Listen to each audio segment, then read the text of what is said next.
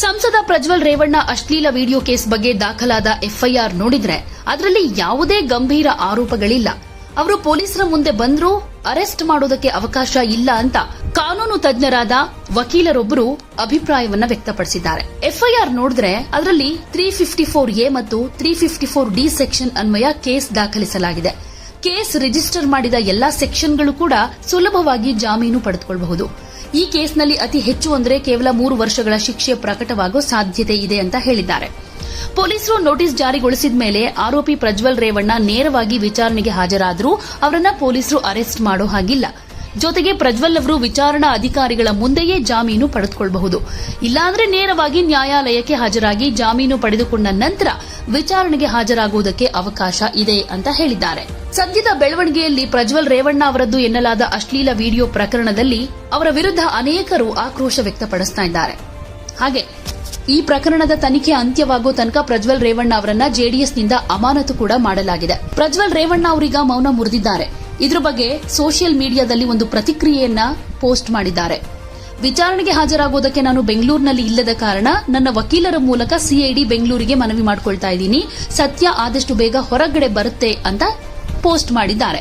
ಇಷ್ಟೆಲ್ಲ ಬೆಳವಣಿಗೆಗಳ ಮಧ್ಯೆ ಇಲ್ಲಿ ಕಾಂಗ್ರೆಸ್ ಯಾವ ರೀತಿ ಆಟ ಆಡ್ತಾ ಇದೆ ಅನ್ನೋದನ್ನ ಕೂಡ ಗಮನಿಸಬೇಕಾಗತ್ತೆ. ಈ ಪ್ರಕರಣದಲ್ಲಿ ಕೇಂದ್ರ ಸರ್ಕಾರವನ್ನ ಇಕ್ಕಟ್ಟಿನಲ್ಲಿ ಸಿಲುಕಿಸೋದಕ್ಕೆ ಸಿಎಂ ಸಿದ್ದರಾಮಯ್ಯ ಮಹಾ ಅಸ್ತ್ರವೊಂದನ್ನು ಕೂಡ ಪ್ರಯೋಗ ಮಾಡಿದ್ದಾರೆ.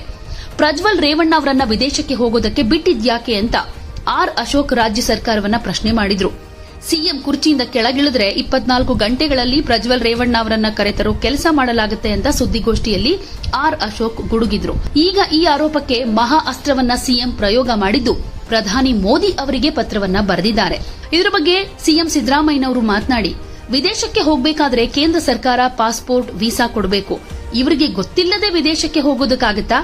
ದೇವೇಗೌಡರೇ ಪ್ಲಾನ್ ಮಾಡಿ ಪ್ರಜ್ವಲ್ ರೇವಣ್ಣನನ್ನ ವಿದೇಶಕ್ಕೆ ಕಳುಹಿಸಿದ್ದು ಅಂತ ಸ್ಫೋಟಕ ಹೇಳಿಕೆಯನ್ನ ಕೊಟ್ಟಿದ್ರು. ಹಾಗೆ ಇದ್ರ ಬಗ್ಗೆ ತನಿಖೆ ನಡೀತಾ ಇದ್ದು ಮುಂಚಿತವಾಗಿ ಹಾಗೆ ಹೀಗೆ ಆಗಬಹುದು ಅಂತ ಹೇಳೋಕ್ಕಾಗಲ್ಲ.